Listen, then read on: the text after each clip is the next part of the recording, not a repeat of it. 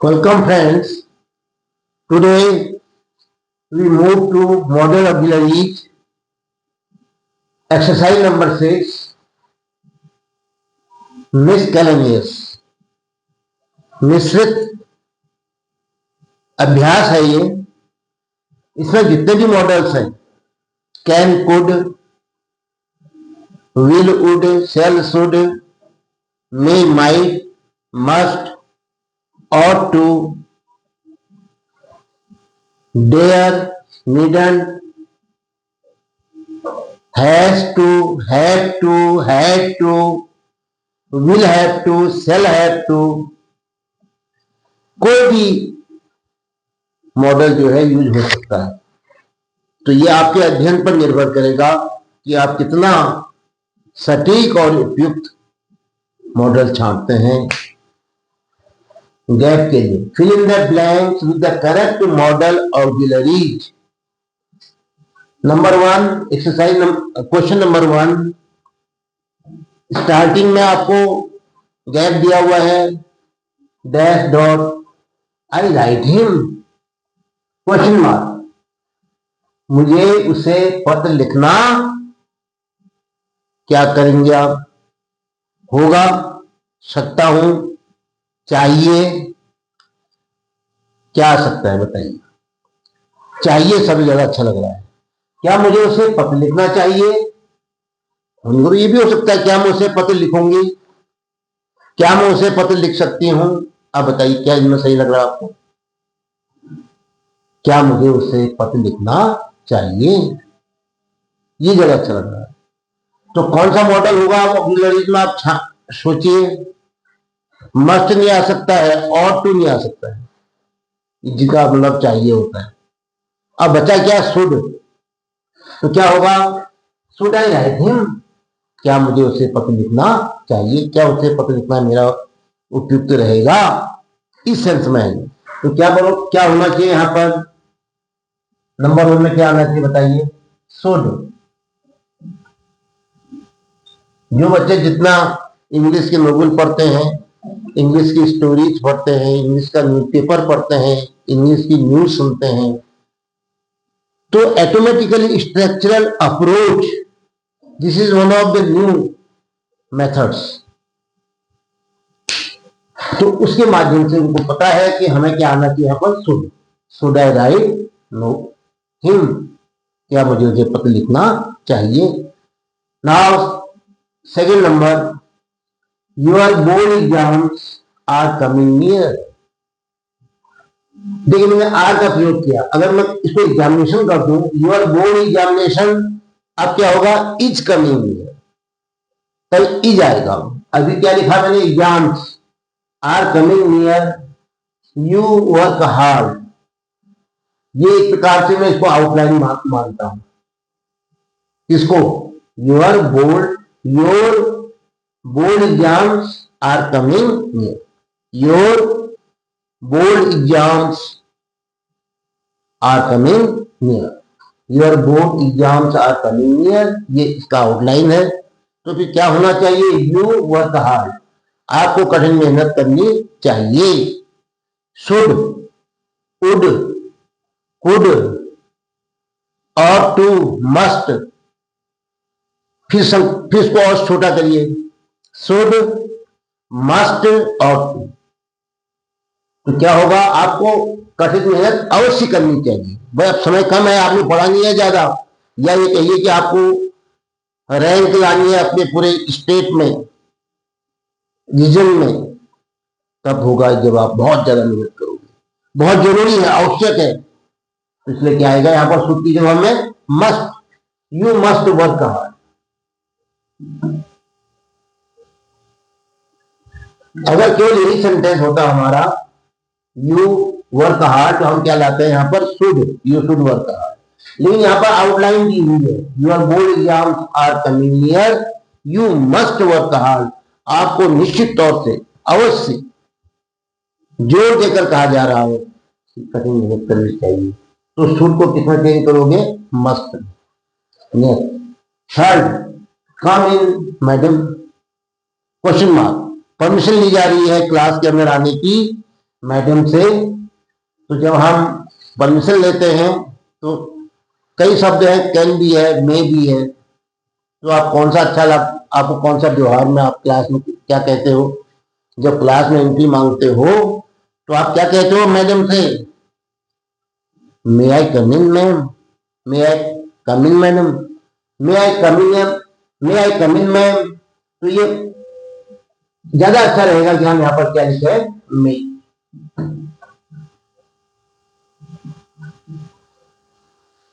Permission क्या मांग रहे हैं आप? परमिशन मांग रहे हैं। परमिशन मांगने के लिए, रिक्वेस्ट करने के लिए मे शब्द जो है बहुत ही पोलाइट माना जाता है बजाय कैन के, इसलिए इसको हम मे का प्रयोग करते हैं। She should take an umbrella, उसे एक छाता रखनी चाहिए, उसे एक छाता ले जानी चाहिए।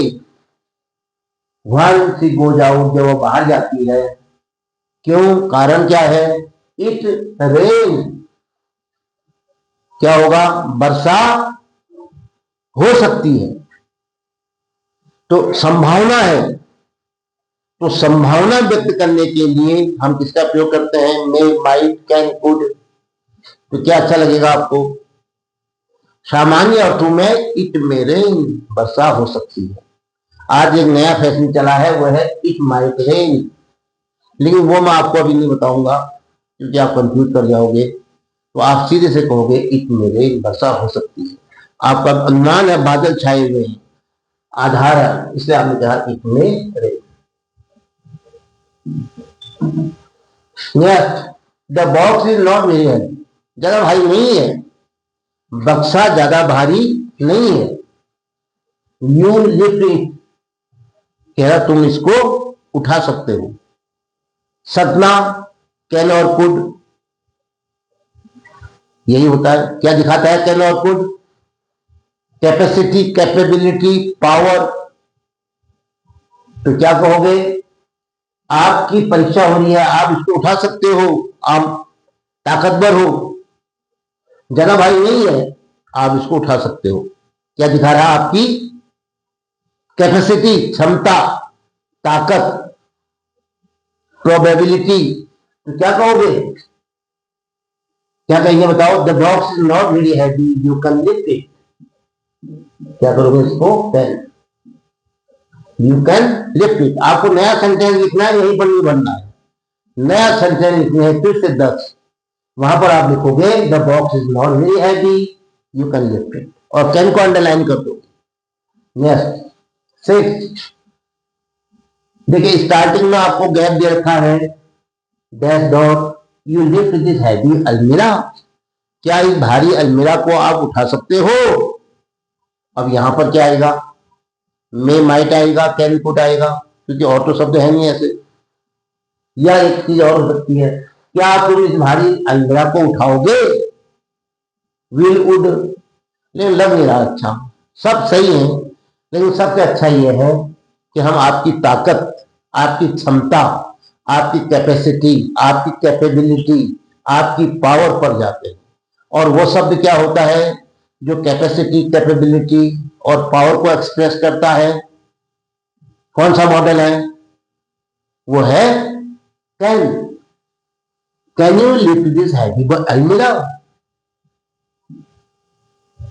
कैन। या रिक्वेस्ट के रूप में कहोगे तो ज्यादा अच्छा लगता है कि आजकल कुड का प्रयोग होता है इसमें। Could you lift this heavy अलमीरा? आपको भी साहब कुड तो पास्ट का शब्द है, लेकिन हमेशा रिक्वेस्ट करने के लिए, पोलाइट रिक्वेस्ट के लिए कुड का प्रयोग किया जाता है, कुड का प्रयोग किया जाता है। मॉडर्न इंग्लिश में इसका प्रचलन ज्यादा उपयुक्त माना जाता है। कैन का मतलब क्या होता है कि एक प्रकार से थोड़ा सा कंफर्मेशन जैसा, मतलब ये कहिए कि एक व्यक्ति के क्लेम जैसा। और कुड में जो है पोलाइटली कोई बात को रखना। चलिए हमने कहीं कहा can you lift this heavy अलमीरा। नया 7, we obey the laws of the country, देश के कानूनों का हमें पालन करना पड़ता है, मजबूरी है। ये तो अच्छा नहीं लगेगा, वी हैव टू। एक शब्द है जो आपको समझ में आ रहा होगा। शुड चाहिए, मस्ट अवश्य चाहिए, देश के कानूनों का पालन हमें निश्चित तौर से करना चाहिए। कहां कहां डंडा लेके घूमोगे। शुड भी आपने कहा साहब थोड़ा सा इसका बेस कम हो गया, उतनी इसमें क्या नहीं आई, इंटेंसिटी नहीं आई, ग्रेविटी नहीं आई। तो क्या होना चाहिए, we ought to obey the laws of the country. भाई हम आप पर छोड़ देते हैं, इतना बड़ा देश है तो ये हमारा नैतिक कर्तव्य है, ये हमारा धर्म है, हमें देश के कानूनों का पालन करना चाहिए।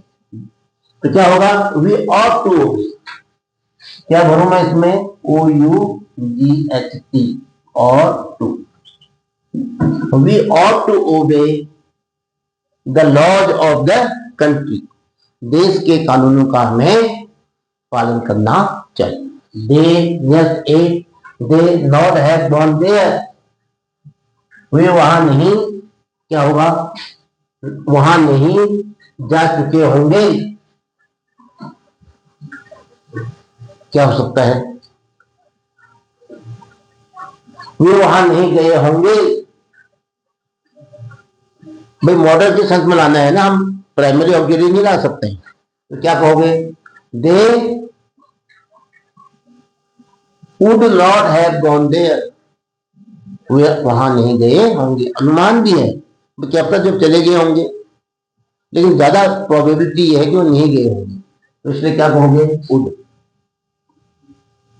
बहुत से बच्चे कहेंगे कि साहब विल ले आते हैं, will is not wrong, will is not wrong, but the appropriate word is would.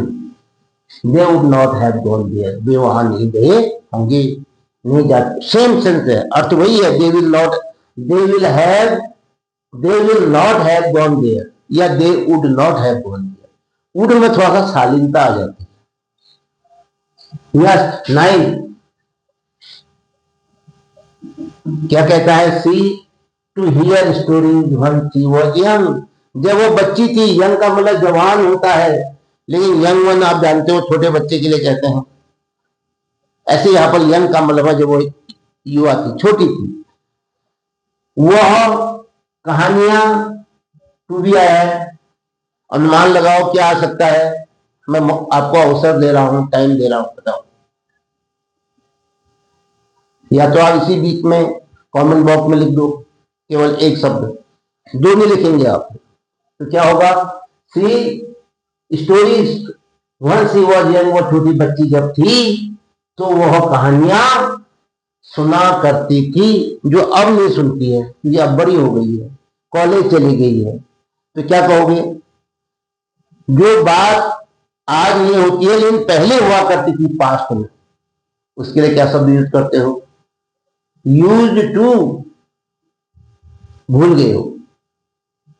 पहले वाले वीडियो में जाओ, आराम से उनको देखो और बड़े कंफर्मेशन के साथ बोलो, सी यूज टू, टू तो दे रखा है इसने, तो हम क्या लिखेंगे, यूज, क्या लिखेंगे हम, use.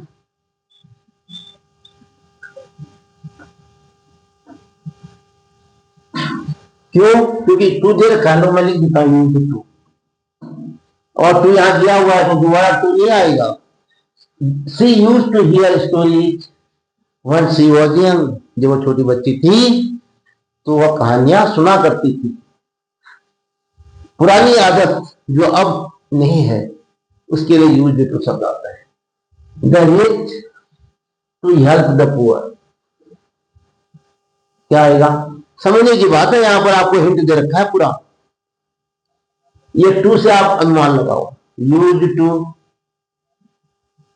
Has to, have to, had to, ought to, इनमें से अब इतना मैंने आपको हिंट दे दिया है, बताओ क्या आएगा। कमेंट बॉक्स में आप लिख दीजिए ताकि मैं चेक करके समझ सकूं, ये लिखो पहले लिखा होना चाहिए, the rich ought to help the poor.